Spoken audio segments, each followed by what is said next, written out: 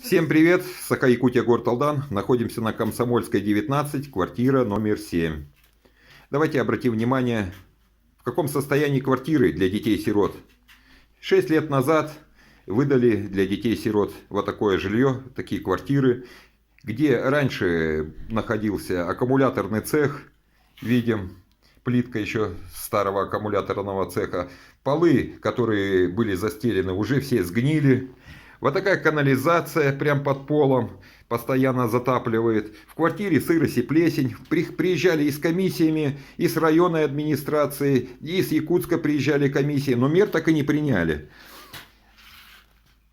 Видим, на окнах вода стоит.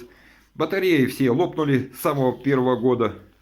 Куда только дети-сироты не обращаются. Но мер так и не принимают. В таком состоянии жилье для детей-сирот выдается. Вот так вот они деньги используют федеральные. И всем просто-напросто плевать. Продолжение следует.